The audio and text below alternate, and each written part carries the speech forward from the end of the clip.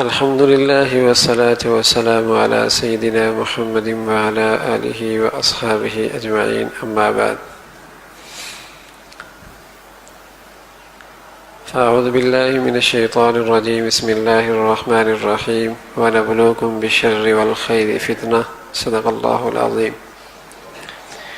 کل فتنے کے متعلق کچھ عرض کیا تھا کہ فتنہ کا ایک عربی عام ترجمہ ہے آزمائش. یہ آزمائش اچھی حالت کے ساتھ بھی ہوتی ہے اور بری حالت کے ساتھ بھی ہوتی ہے. اچھے حالات کے اندر بھی ہوتی ہے اور مصیبت اور پریشانی کے حالت کے اندر بھی ہوتی ہے. یہ ایک اس کا عام سا ترجمہ ہے. قرآن مجید میں فتنے کا لفظ کئی بار استعمال ہوا ہے اور ہر بار اس کا معنی علیحدہ علیحدہ ہے. کہیں فتنے کا معنی شرک آیا ہے، جیسے فرمایا وَقَاتِلُوهُمْ حَتَّى لَا تَكُونَ فِتْنَةٌ وَيَكُونَ الدِّينُ لِلَّهِ. ان کافروں سے، مشرکوں سے قتال کرو یہاں تک کہ فتنہ باقی نہ رہے، شرک باقی نہ رہے. وَيَكُونَ الدِّينُ لِلَّهِ، اور دین خالص اللہ کے لیے ہو جائے. یہاں فتنے کے معنی شرک کے ہیں، کہیں فتنے کے معنی کفر کے ہیں.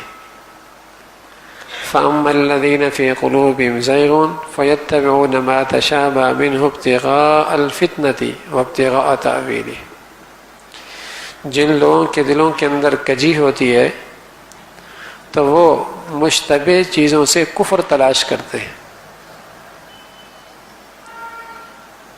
یہاں فتنے کے معنی کفر کے ہیں، اور کہیں فتنے کے معنی آزمائش، اس معنی بھی ہے.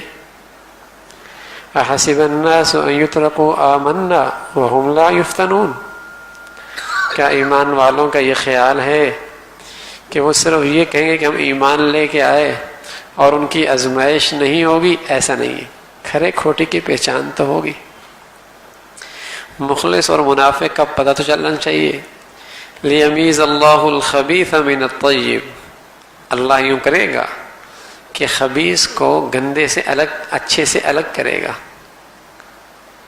دنیا میں اس کے اللہ کے مختلف انداز ہیں کہ کس انداز میں اللہ آزمائشیں کرتا ہے.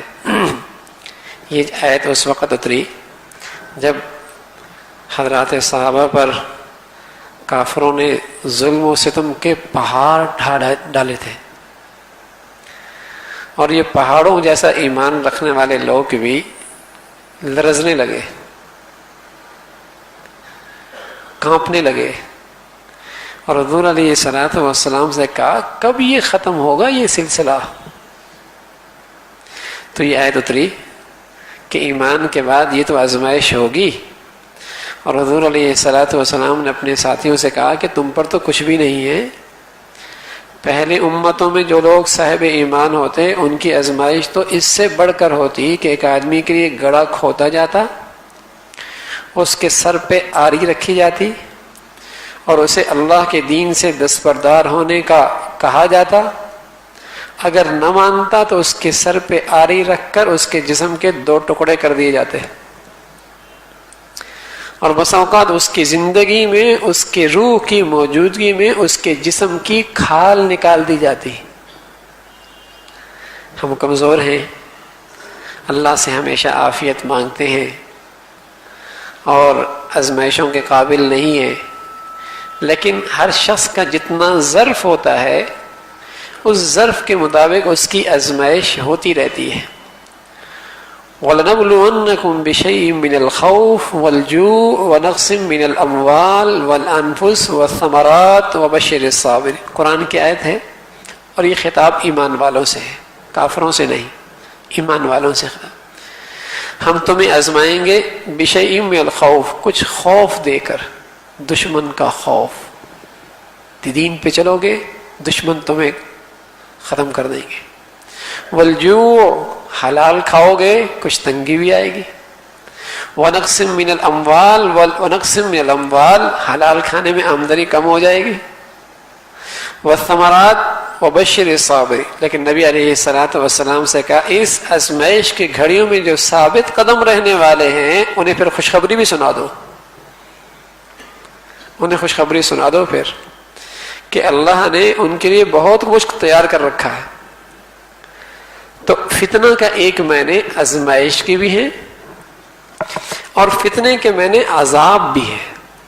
ثم ان ربک للذین ہاجروا من بعد ما فتنوا ثم جاہدوا وصبروا ان ربک من بعد لغفور رحیم، وہ لوگ جنہوں نے ہجرت کی بعد اس کے کہ وہ مصیبت میں عذاب میں گرفتار ہوئے، تو یہاں فتنے کے معنی عذاب کے ہیں۔ ومن الناس من يقول آمنا بالله فإذا أوذي في الله جعل فتنة الناس كعذاب الله، فتنة الناس، بعض لوگوں کی طرف سے آنے والی آزمائش کو ایسا سمجھتے ہیں جیسے کہ اللہ کی طرف سے عذاب، تو یہاں فتنہ کے معنی عذاب کے، اور فتنے کے معنی گناہ کی بھی ہیں۔ الا فی الفتنة سقطوا، خبردار وہ گناہوں کے اندر ڈوب گئے، فی الفتنة سقطوا، گناہوں میں جا پڑے۔ فتنے کے معنی آگ کے اندر جلانا بھی ہے، ذوقوا فتنتکم، چکھو آگ کا عذاب، یہاں فتنت کے معنی عذاب، آگ کا عذاب، ذوقوا فتنتکم، چکھو آگ کا عذاب۔ ھذا الذی کنتم بہ تستعجلون، یہ وہی آگ ہے جس کو تم جلدی مانگا کرتے تھے۔ فتنہ کے معنی قتل بھی ہے، ہلاکت بھی ہے۔ وَإِذَا ضَرَبْتُمْ فِي الْأَرْضِ فَلَيْسَ عَلَيْكُمْ جُنَاحٌ أَن تَقْصُرُوا مِنَ الصَّلَاةِ إِنْ خِفْتُمْ أَن يَفْتِنَكُمُ الَّذِينَ كَفَرُوا، تم نماز کے اندر قصر کر لو جب تم سفر کے اندر ہو، دشمن کے مقابلے میں سرحدوں کے اندر موجود ہو، اور تمہیں دشمن کی طرف سے قتل کا خطرہ ہو، ہلاکت کا خطرہ ہو، تو وہاں سرحدوں پر تم نمازوں کے اندر قصر بھی کر سکتے ہو۔ تو یہاں یہ معنی ہے۔ تو غرض یہ ہے کہ فتنے کے معنی عربی زبان کے اندر مختلف ہیں، اور قرآن کے اندر یہ مختلف معنوں میں استعمال ہوا ہے۔ اور ایک جگہ فتنے کا معنی ظالم حکمرانوں کا تسلط ہے۔ وَاتَّقُوا فِتْنَةً لَا تُصِيبَنَّ الَّذِينَ ظَلَمُوا مِنْكُمْ خَاصَّةً، ڈرو اس فتنے سے جو صرف ظالموں پر نہیں آئے گا، بلکہ جب ظلم عام ہو جائے گا معاشرے کے اندر، گندگی عام ہو جائے گی، تو پھر آنے والے حکمران وہ سب پر مسلط ہوں گے، نیکوکار بھی اس کے ماتحت آ جائیں گے۔ تو یہاں فتنے کے معنی ظالم کے ہیں اور ظالم حکمران کے ہیں۔ تو یہ مختلف معنی ہیں جس کا قرآن میں استعمال ہوا ہے، اور یہ فتنے کے مختلف معنی بتائے گئے۔ تو نتیجہ یہ ہوا کہ فتنے کی مختلف قسمیں ہوئیں، مختلف قسمیں، تو ان کی ہم تقسیم کرتے ہیں۔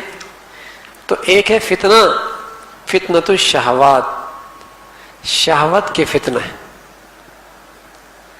نفسانی خواہشات کے فتنے۔ اب اس کے تحت بہت ساری چیزیں، بہت ساری فتنے داخل ہیں، مثلا گناہ کا فتنہ، اولاد کا فتنہ، مال کا فتنہ، عورت کا فتنہ، یہ سارے فتنے اس کے تحت آتے ہیں۔ خواہشات، نفس پرستی، اس کے تحت یہ سارے فتنے داخل ہیں۔ تو اس میں پہلی چیز فتنۃ المعاصی، گناہوں کا فتنہ۔ اب وہ چاہے گناہ وہ ہوں جن کا تعلق دل سے ہے، چاہے وہ ہوں جس کا تعلق جسم کے ساتھ ہے، چاہے وہ ہوں جس کے اندر کوتاہی اللہ کے حق میں ہو، چاہے ان کا تعلق اس گناہ سے ہو جس کا تعلق مخلوق کے حق تلفیق کے ساتھ ہے، کوئی بھی قسم گناہ کی ہے۔ فرمایا جب یہ کثرت سے ہوا کرتے ہیں، جب کثرت سے یہ گناہ ہوا کرتے ہیں، تو اس کے نتیجے میں جو دنیا میں اللہ کی طرف سے عذاب آتا ہے وہ یہ ہے کہ تسلیط الحکام الجائرین علی الامہ، ایسے لوگوں پر ظالم جابر قسم کے حکمران مسلط ہوتے تھے۔ جب یہ گناہ جسمانی بھی، ظاہری بھی، دل کی بھی، مخلوق کے حق کے اندر بھی، خالق کے حق کے اندر بھی کثرت کے ساتھ ہونے لگے یہ گناہ، تو دنیا کی جو سزا ملتی ہے ان لوگوں کو، ظالم حکمرانوں کا تسلط ہے، بددین لوگوں کا تسلط ہے۔ اس لیے حضرت مالک ابن دینار رحمۃ اللہ علیہ نے نقل کیا کہ اللہ کہتا ہے، یقول اللہ تعالی، اللہ کہتا ہے کیا؟ ان اللہ، میں اللہ ہوں، مالک الملوک، بادشاہوں کا بادشاہ ہوں، قلوب الملوک بیدی، بادشاہوں کے دل میرے قدرت میں ہیں، میرے کنٹرول میں ہیں، فمن اطاعنی جعلتہم علیہ رحمہ، جب لوگ میری اطاعت کرتے ہیں تو میں ان حکمرانوں کو ان پر مہربان بنا دیتا ہوں، ومن عصانی، جب لوگ میری نافرمانی کرتے ہیں، جعلتہم علیہم نقمہ، تو میں ان کو بطور ظالم کے مسلط کر دیتا ہوں۔ پھر فرمایا فلا تشغلوا انفسکم بسب الملوک، ارے صرف حکمرانوں کو گالم گلوچ دے کر اپنے آپ کو مصروف نہ رکھو، لیکن توبوا الی، میری طرف رجوع کرو، اپنے گناہوں کی معافی بھی مانگو، اپنے ماضی پر ندامت کے اشک بھی بہاؤ، آتفہم علیکم، تاکہ تم پر مہربان حکمران مسلط کر دوں۔ تو یہاں رسول کریم صلی اللہ علیہ وسلم نے اور اس حدیث قدسی میں یہ بات سمجھائی گئی کہ جس طریقے سے ظالموں سے نجات کے اسباب اور اختیار کرنے چاہیے کہ ان سے برات کا اعلان، ان سے بیزاری کا اعلان، جہاں یہ سبب اختیار کرنا چاہیے وہاں مسلمانوں کو ایک بڑھیا سبب بھی اختیار کرنا چاہیے ان ظالموں سے نجات کے لیے، وہ اللہ کی طرف رجوع ہے، وہ توبہ اور استغفار ہے، وہ اپنی زندگی کو بدلنا ہے۔ جب یہ دونوں محنتیں ہوں گی، ادھر سے اپنے گناہوں سے توبہ اور ادھر سے مادی طور پہ اسباب اور کوشش ان سے نجات کی، جب یہ دونوں کی اشیاء ہوں گی پھر ان سے نجات ملے گی۔ آج کا مسلمان اپنی زندگی پر تو محاسبہ کرنے کے لیے تیار نہیں، اپنے گھر کو تو بدلنے کے لیے تیار نہیں، اپنی جسے کہیں کہ 6 فٹ کا جسم کا دین نافذ کرنے کے لیے تیار نہیں، اپنے ماتحتوں میں دین زندہ کرنے کے لیے تیار نہیں، اور چاہتا یہ ہے کہ ابو بکر جیسا کوئی حکمران آ جائے، عمر جیسا کوئی حکمران آ جائے، عثمان جیسا کوئی حکمران آ جائے۔ تو میرے عزیزو، عثمان کے ماتحت بھی بڑے لوگ تھے، وہ علی تھا، اور ابو بکر کے ماتحت عمر تھا، اور حضرت عمر کا ماتحت عثمان تھا۔ جب زندگی اچھی ہوا کرتی ہے تو پھر اللہ رب العزت ایسے لوگ دیتے ہیں۔ تو صرف یہ ہے کہ حالات بدل جائیں، میں نہ بدلوں، ایسا کبھی نہیں ہوگا۔ سب ٹھیک ہو جائے، میں نہ بدلوں، ایسا کبھی نہیں ہوگا۔ بہت حالات خراب ہیں، یہ سب کی زبانوں پہ شکوہ ہے، لیکن کبھی سوچا کہ میں نے آج تک صبح سے لے کر شام تک اللہ کو کتنا ناراض کیا ہے؟ بہت، جسے کہیں کہ امن و امان ختم ہو چکا ہے۔ ارے میں مخلوق کے خدا کے کتنے حق ضائع کر رہا ہوں جو میرے اختیار میں ہیں، میں کتنے اللہ کے حق ضائع کر رہا ہوں جو میرے اختیار میں ہیں، اس کی فکر نہیں۔ تو میرے عزیزو، ایسے نہیں حالات بدلتے۔ جہاں خارجی محنت ہے کہ ان سے نجات کے لیے بد دعا بھی ہو، ان سے نجات کی صورتیں بھی اختیار کی جائیں، وہاں اس سے بڑی ضرورت اس کی بھی ہے کہ ہم اللہ کی طرف بھی رجوع کریں اور اپنے اللہ سے بھی صلح کریں۔ اپنی ذات سے تو اپنے آپ کو بدلیں، اپنے گھر کو بدلیں، اپنے ماتحتوں کو بدلیں، جو ہم کر سکتے ہیں وہ تو کریں۔ اس لیے رسول یہ حدیث قدسی میں فرمایا کہ صرف یہ نہیں کہ بس تبصرے کر دیے اور برے بھلے جملے کس دیے اور اپنی زندگی کا محاسبہ نہیں کیا، تو تنبیہ یہ کی کہ اپنے آپ کو خبردار کرو اور اپنے آپ کو متوجہ کرو۔ تو اب ان گناہوں کی زندگی سے نجات کیسے ملے، اس کے لیے کیا صورتیں اختیار کی جائیں؟ تو فرمایا اس کے لیے چند چیزیں۔ پہلی چیز فرمائی کہ آدمی اس کا تصور کرے کہ اللہ بڑا مہربان ہے، مہربان ہے، اور جس چیز سے مہربان ذات نے روکا ہے یقیناً اس کے اندر گندگی ہوگی، اس کے اندر کوئی خرابی ہوگی، اس کے اندر کوئی نقصان ہوگا، وہ چیز کوئی موذی ہوگی، تبھی تو مہربان نے روکا ہے۔ جیسے ایک مشفق اماں اور باپ اپنے بیٹے کو نقصان دہ چیز سے روکتی ہے، اگرچہ بیٹے کو نہیں پتا ہوتا کہ اس کے نقصانات کیا ہیں، لیکن اس کو یہ پتا ہے کہ میرا ابا میرا اماں میرا بڑا خیر خواہ ہے، تو صرف اس بات کا علم ہونا کہ میرا باپ میرا خیر خواہ ہے، تو بغیر کسی وجہ کے بھی بسا اوقات آدمی اس غلطی سے بچ جاتا ہے. یار اماں ابا ہو گئے، کوئی غلطی ہوگی. تو پہلی بات تو ہم یہ سمجھیں کہ اللہ ہمارا خیر خواہ ہے. اگر گناہ سے روک رہا ہے تو یقیناً اس کے اندر نقصان ہوگا، اگرچہ مجھے اس نقصان کا نہیں پتا، اس تک رسائی نہیں، میں اس کے بارے میں نہیں جانتا، لیکن جب اللہ نے کہہ دیا، اور اللہ مہربان بھی ایسا کہ ماؤں سے زیادہ مہربان، ہزاروں ماؤں سے زیادہ شفیق، تو اگر اللہ کسی چیز سے منع کر رہا ہے تو یقیناً اس کے اندر کوئی بھلائی ہے نا میری. اللہ کہہ رہا ہے نماز نہ چھوڑنا، تو کوئی بھلائی ہوگی نا، کوئی بھلائی ہوگی. تو یہ بات ذہن میں بیٹھ جائے کہ اللہ ہمارا بھلا چاہتا ہے، اللہ ہمارا بھلا چاہتا ہے، اللہ ہماری خیر خواہی چاہتا ہے. یہ بھلے اور خیر خواہی کی وجہ سے تو اللہ نے کہا ہے کہ یہ کرو یہ نہ کرو. تو پہلے اس چیز کا دماغ میں بیٹھنا ضروری، چاہے عذاب کا خیال نہ بھی آئے، مرنے کے بعد کا جسے کہیں کہ جہنم کا خیال، جسے کہیں کہ وہ استحضار نہ بھی ہو، پہلا یہ خیال ہو جائے کہ اللہ ہمارا خیر خواہ ہے. یقیناً جب اللہ خیر خواہ ہے تو اس میں فائدہ ہی ہوگا. ہاں جب جنت کا جہنم کا استحضار ہو جائے گا، دھیان ہو جائے گا، تو پھر اس کے اندر اور طاقت آ جائے گی، اس کی اور طاقت ہو جائے گی، اور اس کے اندر بچنے کی اور ہمت بڑھ جائے گی. تو پہلی چیز کہ اللہ کو اپنا خیر خواہ سمجھے، اللہ کو اپنا مہربان اور اپنے اوپر مشفق سمجھے. دوسری بات یہ ہے کہ اللہ سے حیا آ جائے، اللہ سے حیا آ جائے. آج بندے کو اپنے بڑے بھائی سے بھی کچھ حیا آتا ہے، اس کے سامنے کوئی نشائستہ حرکت نہیں کرتا. اماں ابا سے بھی کچھ حیا ہے، غلط حرکت نہیں کرتا ان کے سامنے.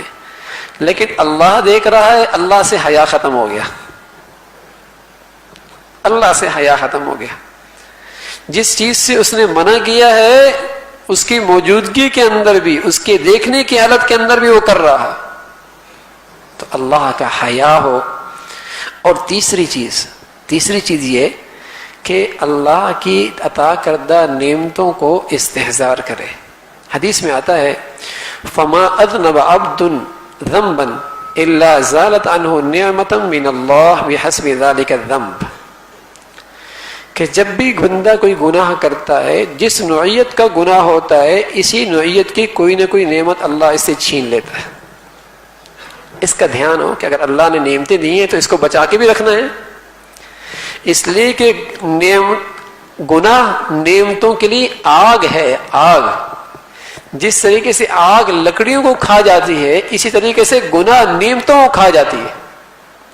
اور جس نوعیت کا گناہ ہوگا، جس نوعیت کا، اسی نوعیت کی کوئی نعمت چھن جائے گی. مثلا آپ نے آنکھوں سے گندا دیکھا، یہ گناہ کیا آپ نے آنکھ سے، اللہ آپ کو اسی رخ کی ایک نعمت سے محروم کر دے گا. جب آپ حلال زندگی گزارنا چاہیں گے تو اپنی بیوی کو دیکھنے کی لذت سے آپ محروم ہو جائیں گے. پھر آپ کو حلال دیکھنے کے اندر لذت نہیں ہے، اس لیے کہ آپ نے حرام سے لذت لی ہے. اگر آپ نے کان سے گانا اور موسیقی سنا تو آپ حلال قرآن کی تلاوت کی لذت سے محروم ہو جائیں گے. آپ نے اگر اپنا شباب داغدار کر دیا تو زوجیت کی زندگی سے لطف سے محروم ہو جائیں گے. اگر آپ نے لقمہ حرام کھایا تو لقمہ حلال سے محروم ہو جائیں گے. جس نوعیت کا گناہ ہوگا اسی نوعیت کی کسی نعمت سے بندہ محروم ہو جائے گا، اس رخ کی کسی نعمت سے محروم ہو جائے گا. بس اوقات وہ نعمت کی شکل ہوگی لیکن اس نعمت کے اندر مزہ نہیں رہے گا. بیوی ہوگی، اس سے لطف سے اللہ محروم کر، اس لیے کہ اس نے حرام سے لذت لی ہے، حرام سے لذت لی. پھر حلال کی لذت نہیں آئے گی. شباب موجود ہے، قوت طاقت موجود ہے، لیکن اس نے حرام میں استعمال کیا، حلال کی لذت سے محروم ہو جائے گا. تو اس بات کا خیال ہو کہ اگر میں نے گناہ کر لیا تو جو نعمتیں میرے پاس ہیں ان نعمتوں سے میں محروم ہو جاؤں گا. اسی نوعیت کی نعمت سے اللہ محروم کر، اس کا دھیان ہو. اور ایک چیز یہ ہے کہ اللہ کا خوف. اب یہاں سزا کا استحضار، اللہ کا خوف، اور اللہ کا خوف بھی ایسا ہو جس میں عظمت کا پہلو بھی ہو. اس لیے فرمایا انما یخشی اللہ، لوگ اللہ سے ڈرتے ہیں من عباد العلماء، جو خوب واقفیت اور علم رکھتے ہیں. خشیت کہتے ہیں ایسا ڈرنا، ایسا خوف رکھنا کہ جس خوف کے اندر سامنے والے کی عظمت خوب ہو. ایک تو آپ چیتے سے ڈرتے ہیں، شیر سے ڈرتے ہیں، یہ ڈر اور ہے. سانپ سے ڈرتے ہیں، یہ ڈر اور ہے. اور ایک ہے آپ اپنے ابا سے ڈرتے ہیں. ڈر یہاں بھی ہے وہاں بھی ہے، لیکن جو ابا سے آپ کا ڈرنا ہے اس کے اندر تعظیم کا پہلو بھی ہے، احترام کا پہلو بھی ہے. اسی طرح خشیت کہتے ہیں اللہ سے ایسا ڈرنا کہ اللہ کی عظمت دل کے اندر اتنی ہے، اللہ کا احترام اتنا ہے کہ یہ بات گوارا ہی نہیں گزرتی کہ میں ایسی حرکت کروں جو اللہ کو ناپسندیدہ ہو. تو اگر یہ چیزیں نصیب ہو جائیں کہ نعمتیں چھن جائیں گی، اللہ کا خوف ہو جائے اور اللہ کا جسے کہیں کہ شفق شفیق ہونے کا دھیان پیدا ہو جائے، تو اس کے نتیجے میں پھر بندے کو ہمت کرنا آسان ہو جائے گی گناہوں سے بچنے کے لیے. ہمت کرنا آسان ہو جائے گی. تو گناہوں کے فتنے سے بچنے کا بہترین حل ہمت. اور اس ہمت کے لیے ان چیزوں کا دھیان کرنا، ان چیزوں کا سوچنا. ان چیزوں کو جتنا سوچیں گے، دھیان کریں گے، اس کی برکت سے اللہ ہمت نصیب فرمائے گا اور ہمت سے گناہوں سے بچ جائیں گے. اللہ عمل کی توفیق نصیب فرما دے. الحمدللہ رب العالمین والصلاة والسلام علی سیدنا محمد وعلى آلہ واصحابہ اجمعین.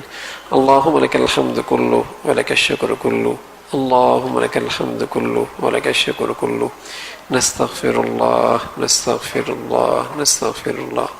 صلی اللہ علی سیدنا محمد وعلی آلہ واصحابہ اجمعین برحمتک.